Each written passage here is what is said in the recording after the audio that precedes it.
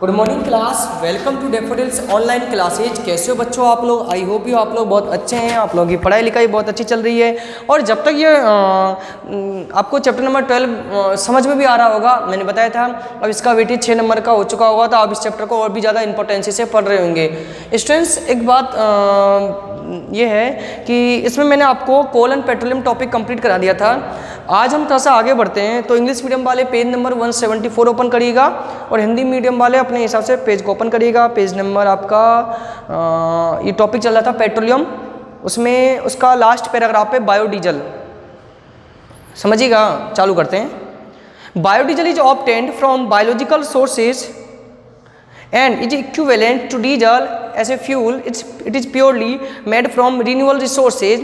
This can run traditional diesel engine without any alterations. Biodiesel जैविक, बहुत important topic है, स्थान सुनिएगा। बायोडीजल जैविक स्रोतों से प्राप्त तथा डीजल के समतुल्य ईंधन है। यह 100% नवीकरणीय स्रोतों से बनाया गया है।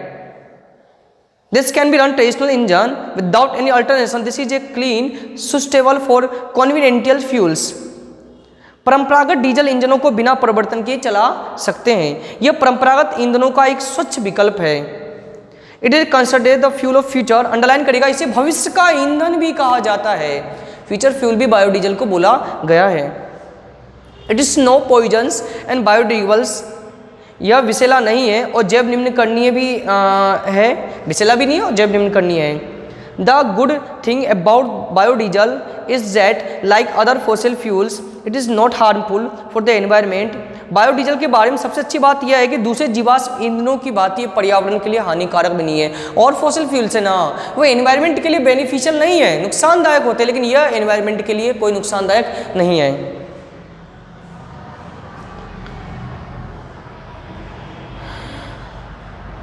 Rajasthan government has been set up biofuels mission and biofuel authority to promote biodiesel in the state.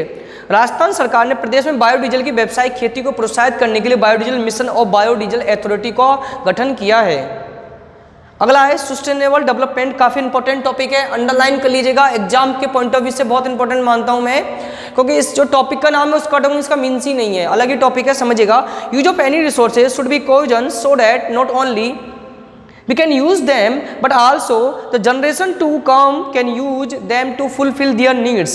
किसी भी संसाधन का प्रयोग, किसी भी रिसोर्सेज का यूज सतर्क होकर करना चाहिए, सतर्क होकर करना चाहिए, ताकि उस वस्तु का प्रयोग न केवल हम कर सके बल्कि हमारी आने वाली भी पीढ़ी अपनी आवश्यकता के अनुसार कर सके।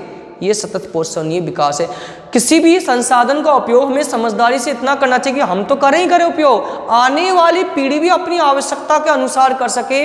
ये सस्टेनेबल डेवलपमेंट, सतत पोषणीय विकास कहलाता है। इसको आप लर्न कर लीजिएगा आखिरकार होता क्या ये। ठीक है स्टूडेंट्स, समझ गए ना? नेक्स्ट टॉपिक, लास्ट टॉपिक इस चैप्टर का, participation of people in conservation of natural resources. प्राकृतिक संसाधनों के संरक्षण में उनकी भागीदारी, जन भागीदारी। Man is a social animal, मनुष्य एक सामाजिक प्राणी है। Clean environment is essential for any society, और किसी भी स्वच्छ पर्यावरण के लिए स्वच्छ समाज अत्यंत आवश्यक है। Human life and health way directly connected with clean environment. स्वच्छ पर्यावरण के साथ मानव का जीवन भी स्वास्थ्य से जुड़ा हुआ है। Today development has become the cause of destruction. This has cause huge damage to all the except of the environment through the environment, जिससे पर्यावरण के सभी घटकों को भारी हानि पहुंचती है। यद्यपि जलवायु, भूमि सभी प्रदूषित हो चुके हैं, फिर भी मानव की असीमित और अविवेकशील विकास यात्रा जारी है। मतलब दोस्तों, through the water air and water air land all have become polluted, the human uncontrol irrational economic development journey is continue. वो अब भी नहीं सुधर रहा है, सब चीज़ें पोल्यूटेड हो चुकी है, हमको पता भी है, फिर भी मानव नहीं सुधर रहा है, अपनी विकास यात्रा को बढ़ाई जा रहा है।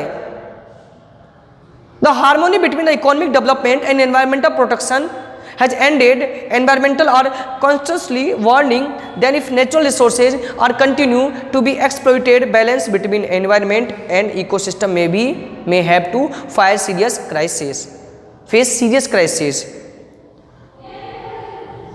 उच्चतर मानव विकास ये नहीं कि हम विकास को रोक दें, हम अपनी डेवलपमेंट को रोक दें, विकास भी जरूरी है। और पर्यावरण संरक्षण के बीच सामंजस्य रहना जरूरी है, तालमेल रहना जरूरी है कि हमारा डेवलपमेंट भी हो, एनवायरमेंट को भी कोई नुकसान नहीं पहुंचे।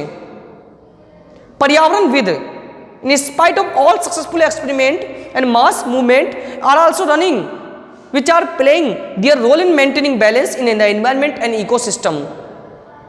पर्यावरण भी नियंत्रण में सचेत कर रहे हैं। पर्यावरण भी जो पर्यावरण के बारे में ज्यादा नॉलेज बोले जिनको होती है उनकी बात कर रहे हैं। इस तरह के प्राकृतिक संसाधनों का दोहन किया गया तो पर्यावरण पारिस्थितिकी में संतुलन को गंभीर संकट का सामना करना पड़ेगा। और इस सब के उपरांत इस प्रकार के कुछ सफल प्रयोग एवं जन आंदोलन चल रहे हैं जो पर्यावरण पारिस्थितिकी तंत्र को संतुलन बनाने में अपनी भूमिका को निभा रहे हैं।